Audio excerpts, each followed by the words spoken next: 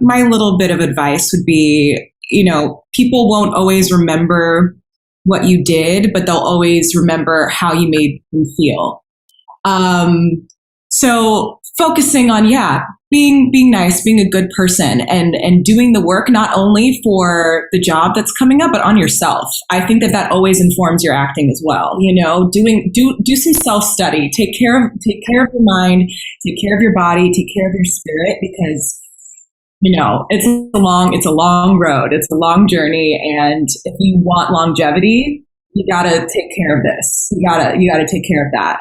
You gotta be kind to yourself. You can be critical, but you gotta be kind, and you gotta not necessarily change to appease others, or, you're you, and your uniqueness will make you more special. And it's very hard in our town, right? It's very hard. So you have to have faith in that, and do you. I agree. Yeah, I learned during the pandemic is that you got to have no shame. You got to push yourself. You cannot be afraid to put yourself out there. And it's not narcissistic, or you're not full of yourself or annoying. The people who are following you because they want to know what you're doing and they want to see your things. So why are you ashamed? Just do you.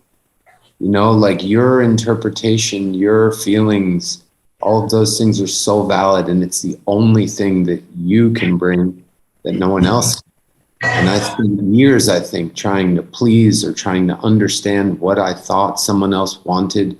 And it's so constricting, and it's not fun, and it's not creative. And, so I would just say that, any actor really, especially when you're young, I think is like, give yourself permission to know that what you can bring is unique and wonderful. And that's the most exciting thing. No one can tell you not to create.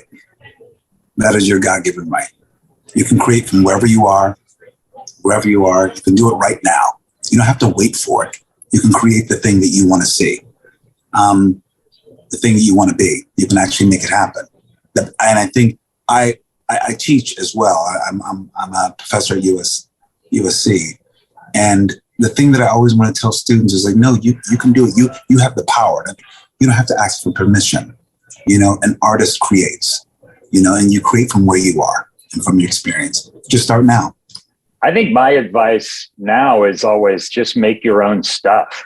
It's sort of easier than ever because we all have a pretty great camera in our pocket at all times, or most of us do, and you can make stuff and just keep making it. And if it's good, then great, people will check it out. And if it's not good, so what? Just keep making more, and you'll just get better and better.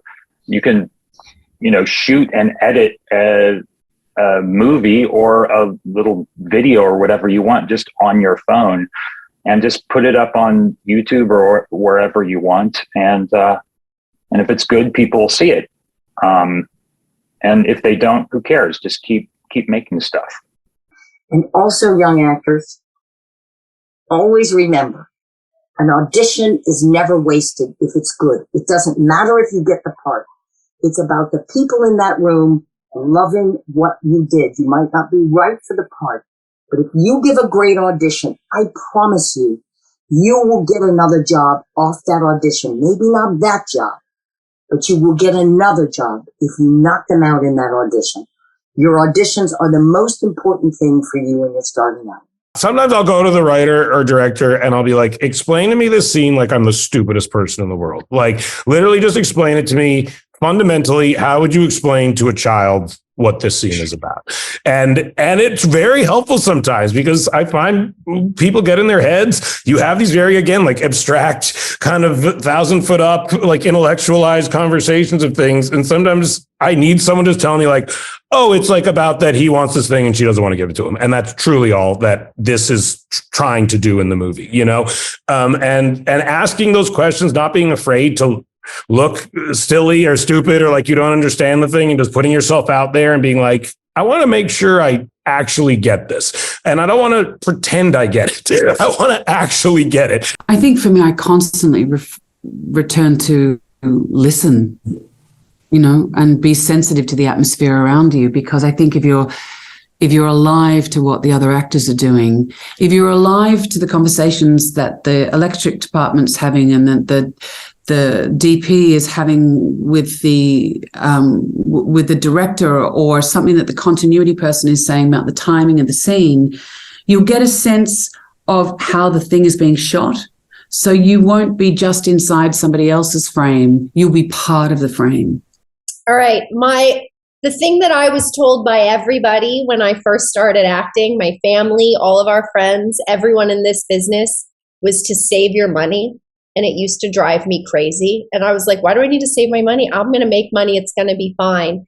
And then I started to work a lot. And then I realized that if you save your money, you will always be empowered to make the choices that you want to take. You will take the roles that you want to take. You won't chase roles for the money. So I'm empowering you to say no, to save your money and do the roles that speak to you. Like, this is a privilege and an honor, this job. And if you don't want to do it, don't do it. And hopefully you saved your money and you're able to say no. I feel a little weird giving advice because I also feel like and maybe all of us, but have like some amount of it just being in the right place at the right time in so many ways, and like doing everything I could on my end, but then also being like blessed to have been in the right headspace, in the right room, in the right time for the right people to get a job that then led me to something else that then eventually like added up to a career. And to for maybe the first time in the last couple of years been like, I'm going to be okay in this business. One last thing, I'd say always find moments where you can kind of look back and reach your hand out to help someone up. Look back, I'd say, and reach your hand out and see if you can mentor someone or assist someone or say their name in an important room. I think that's always good too.